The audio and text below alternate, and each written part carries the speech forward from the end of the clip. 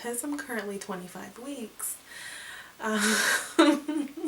I've missed like a lot. I think the last video updating you all on my 5 to 8 weeks of pregnancy. I'm currently 25 weeks, so yeah, a lot has happened since then, and I feel really bad that I haven't posted any updates. However, I was very, very, very, very sick, so I just couldn't find the energy to do it. Now I have good days and bad days, so today happens to be a good day, and I'm gonna try to get through 2 videos, one of which is going to recap my first trimester, and then hopefully I get to the next video, which is going to be just a recap of anything from week, I think 15 I'll do to current. So I'll just, you know, touch base and let you guys know what has been happening. But I will do videos from this point on, just every 2 weeks, I believe, until the end of my pregnancy. I wanted to at least catch you guys up, because I know leaving someone when you're 8 weeks and then not giving anything else kind of sucks. I am an avid YouTube watcher, and I follow a lot of different pregnancy journeys, and I hate it when I stumble upon a channel and then I see a video and I'm wanting to know more, and then boom, that's it, they just stop recording. So here I am trying to not do what I hate and catch you guys up. So stay tuned, let me tell you guys about my first trimester. If I look down, it's because I am reading notes. But my first trimester was a whirlwind. From week 5, I started taking progesterone. And it was because, excuse me, I burp a lot. It's another symptom. But I started taking progesterone, which I explain in my 5 to 8 week update, because my doctor saw a drop in my progesterone when I went for some blood work, and although she wasn't sure that I had a progesterone deficiency, she just wanted to be safe than sorry and put me on progesterone suppository. So I was taking progesterone twice a day, once in the morning and once at night, and when I say it was one of the worst experiences, the worst. So I was on that, and the progesterone made it was yucky. It was like, it made this nasty discharge. It irritated my cervix, so I would spot sometimes, like brown, and I was scared to death because of it.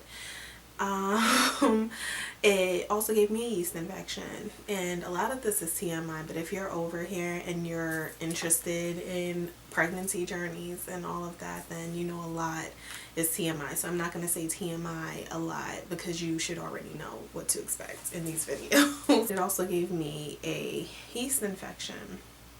Around the same time I had the yeast infection from the progesterone, I also had a urinary tract infection, so it was crazy. But that's one issue that I had. I'm not going to go into weeks 5 through 8 because I already went through that with you guys in my last video, but I had to bring that up because I don't think I mentioned the yeast infection or the urinary tract infection in that video, and they both came around the same time. Also, week 9, that's where I have my notes. A lot of nausea, a lot of constipation. I was exhausted, and I had no cravings. Everything was just disgusting to me, especially noodles, like cup of noodles, ramen noodles, all of that was just like, ugh. Mind you, in like my first few weeks, I loved it, but then once week 9 came, it was like I hated noodles. I had a sonogram to confirm my pregnancy when I was 8 weeks one day.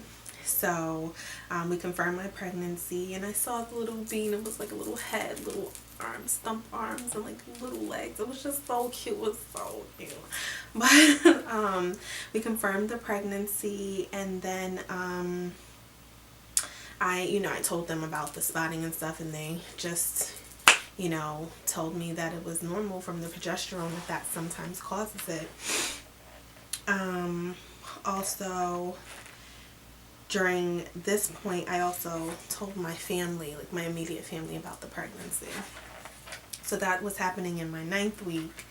I'm not going to tell you all of the updates I get from all of the apps I have, and I have tons of them, like Ovia, What to Expect, some other ones too. I can't remember off the top of my head, but they tell you a lot of details about the baby and the development on a week by week basis. And I'm not going to go through all of that because a lot of other vloggers do tell you about all of that, so I'm not going to go through that. I'm just telling you about my symptoms and what I experienced during the first trimester. Week 10, I was still very nauseous, constipated. Oh, I forgot, in week 9, I also started diclejus for the nausea, and that medication has been like a lifesaver. It's a grade A drug, so it's actually not bad and not unsafe for you or the baby, so it's really good. I was also taking like Colace and Benefiber for constipation during that time because I was so constipated and so exhausted, which continued into week 10. I was still constipated, still exhausted, still nauseous. I was spitting a lot too at this point, so I had to have a rag to continuously spit. So I was spitting all day, vomiting, and everything just smelled disgusting. And I also had hemorrhoids at this point, so yeah, thanks babe, little babe. I still wasn't gaining any weight. I started at 173. I believe, or 172, but I hadn't gained any weight at this point. I was still really, really sick, so I did eat, but I would throw it up. Food aversions, I put everything, cravings, nothing. I was still taking the progesterone, diclejus. I was taking prenatal vitamins before I even found out I was pregnant, so that has continued and will continue until I'm done with the pregnancy. So I was taking Colace at this time and Miralax, no Benefiber anymore. They told me to try Miralax, which actually helped a little bit. No doctor's appointments or anything like that. I was also so sick that I asked for an abbreviated schedule at work because it was just so bad. We also purchased the fetal Doppler from Amazon, which I loved, and I don't use it as much now. At 9 weeks, 5 days, we heard the baby's heartbeat for the first time in our home. And I did note I tried for 20 minutes in the first attempt and couldn't find it, so I was paranoid. And then later that evening, I found it within like 10 minutes, and my fiance heard it as well.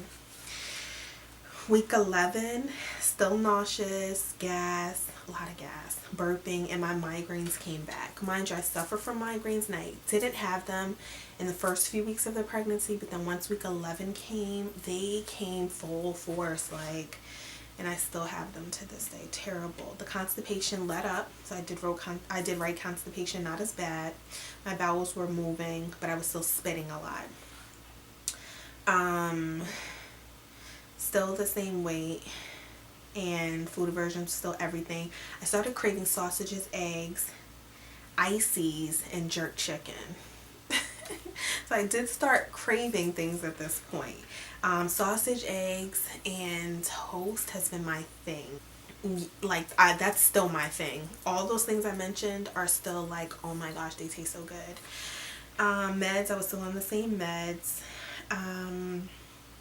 The doctor did prescribe Phenergan, which is another medication, since I was still so nauseous, and I didn't feel the diclejus worked that well. Although it was working, I just thought it was going to be like a miracle drug and take it away completely. It still worked, and I was still doing better than I had been. I was just expecting like a complete erasing of all of the symptoms. I mean, what was I thinking? But the Phenergan, I decided against it because it was a level C rating, so I decided to just deal with the nausea. Let me see. We listened to the baby's heartbeat a lot. I wrote it's addicting, so easy to find each time. And I always find it more to the left. I always found it more to the left in the beginning, but now it's becoming more centered, so I wrote that. And the exhaustion seems to be getting a little better. I wrote that as well.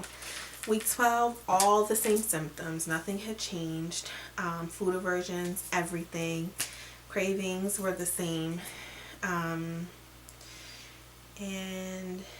no appointments. I did get my hair cut during this time as well. I was very excited about that because I wrote that in this book, but I was excited.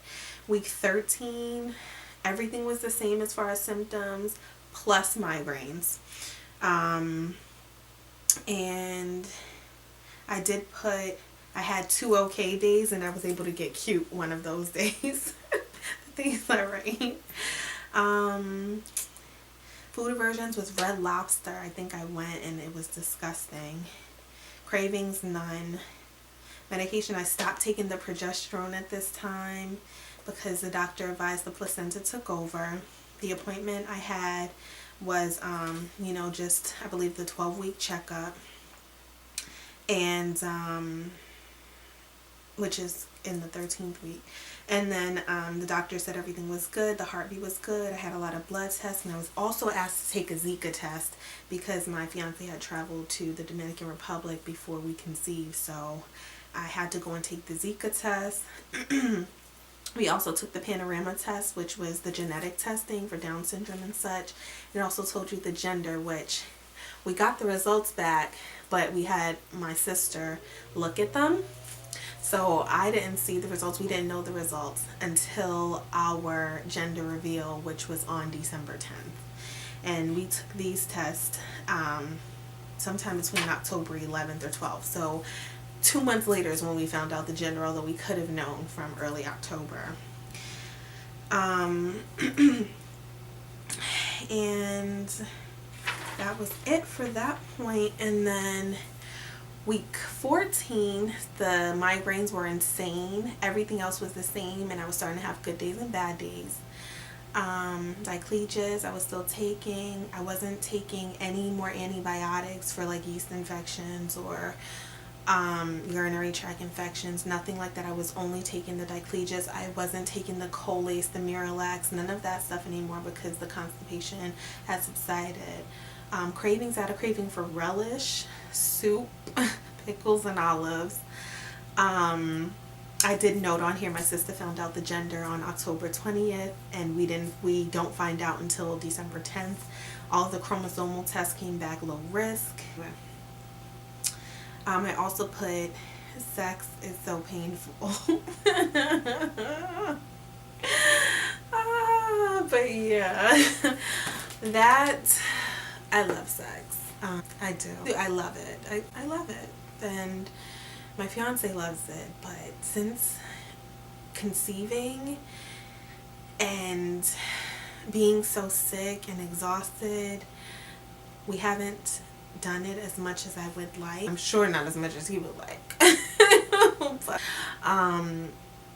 it's just, I've been so sick. So, and now that I'm bigger, because again I'm 25 weeks now, it's insane. So yeah, man, I miss it a lot. I miss being able to be acrobatic and all that stuff, but I know it will come again once we have the baby, because we will definitely be getting it all the way in.